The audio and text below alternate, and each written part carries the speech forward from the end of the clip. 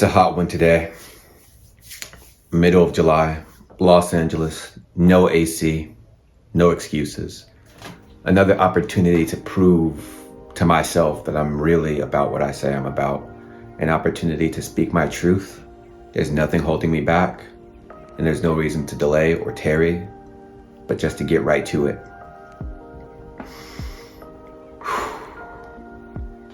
Today I want to talk about the importance of continuing to rise to meet the moment, continuing to apply yourself in spite of whatever successes you may have achieved. This is a trap I feel that a lot of people fall for, especially first generation students or kids that went to prestigious universities. They think, well, I've got the degree, I went to a Harvard, a Yale, a Princeton, an MIT, a Stanford. I've got the proof, right? I've got the credential. And this should be enough to conduct me to a nice, comfortable life. But really, commencement is the commencement of life. That's the beginning. You were in school, you were learning, you were being supported, fed into. And after that, you hit the real world and you learn, oh wait, shit, there are millions of people with Ivy League degrees walking around. There are millions, tens of millions of people getting to it every day, rising, chasing their dreams, doing what they need to do to be in the position they want to be in. And so you have to find a way to marshal that passion and that discipline and that resilience. And at times it's frustrating because you'll think to yourself, do I really need to prove myself again? Haven't I already proved myself? Haven't I already taken the ACT, SAT, International Baccalaureate? Haven't I done everything? I have the master's degree. I have the master's thesis. I have the PhD. What else do I need to do? There's so much more you need to do. You're going to be challenged and pushed in so many ways, and you have to continue to prove yourself time in and time out. Every new face you meet, you're going to have to prove yourself. Every new person you meet, you're going to have to demonstrate your value, your worth.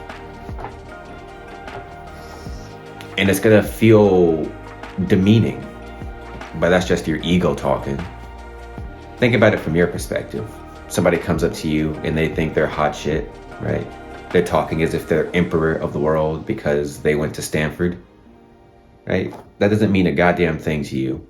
The only thing you care about is this person cool? Do they have good energy? Can we work together? Can we hang out together? How does this person relate to me? And everybody is operating in that mode, even if they're doing philanthropic work, even if they have an NGO that's supposed to address poverty or hunger or pollution in a third world country, right? They're still operating from that place of rational self-interest, although in their case, instead of self-interest, it may be rational institutional interest. So it never goes away, and you're always going to be required to prove yourself. Like I was at a networking event very recently with some very wealthy Africans, and I remember I came up to this guy and he basically flat out said, I have nothing to say to you. Just like that. But it was genuine. It was kind in that he wasn't lying. Now I could have taken that and said, okay, well, fuck you too. I ain't got nothing to say to you. But it just required a little bit of humility, a little bit of, hey, I'm human. So I said, really? You have nothing to say to me? And then he was like, oh, I don't know. Where are you from? And we started talking. Turns out this guy had a very long tenure at a very well-known legacy tech company, retired tech executive, had all these fascinating opinions about cryptocurrency and blockchain and building wealth. And, that whole conversation would have been shut out from me if I had just sort of held tight to, oh, well, I've got these degrees, I've done X, Y, and Z, this is what's on my resume, this is what I've been through, so fuck you if you're not accepting me as who I think I am. You have nothing to recommend you but how you react in the moment, what you say, what you do. Nobody gives a damn about what's on your resume or what school you went to. They give a damn about what you're doing.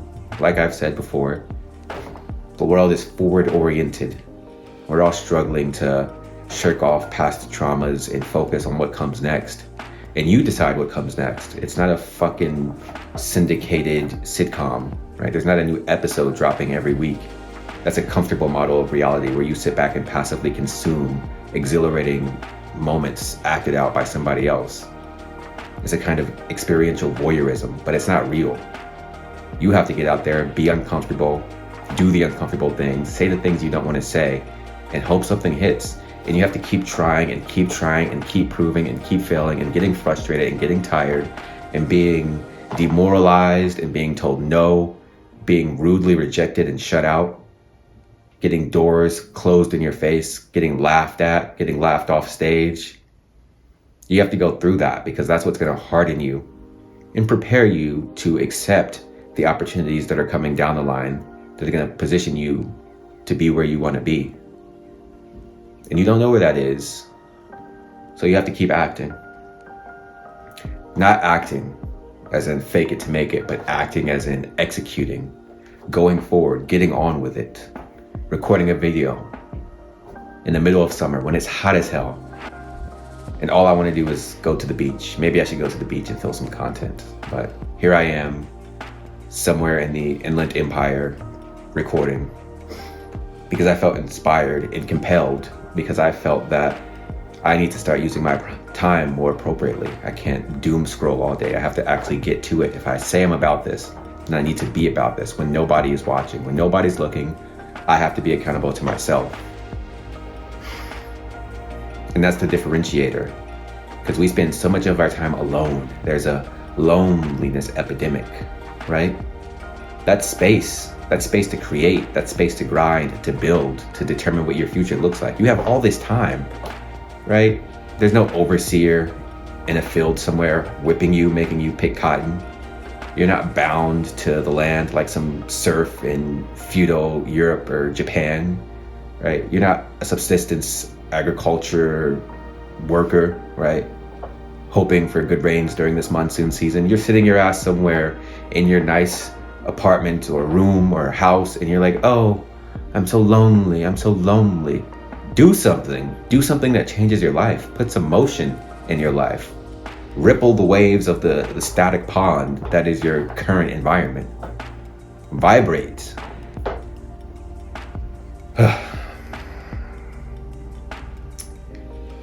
But maybe I'm just screaming into the void to scream at myself.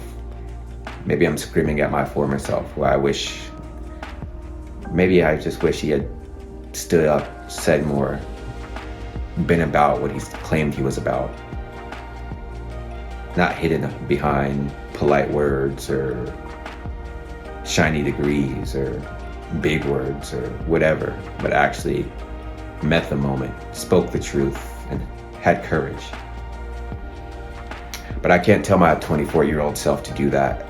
Right? That's all past, that's moat. I can't reconstruct the past except in imperfect memories that are degraded every time I access them. So hopefully, looking back on my 29-year-old self, my current self, 30 and 40 and 50-year-old me will be like, God damn, that was it. You did it. Good. So it's that anticipation of retrospection that helps fuel me, because at some point I'm going to be looking back on this moment and I can think, damn, that was just another summer, another July in Los Angeles where nothing happened. Trump passed his big beautiful bill, there were some fireworks, you got some good food, nothing happened.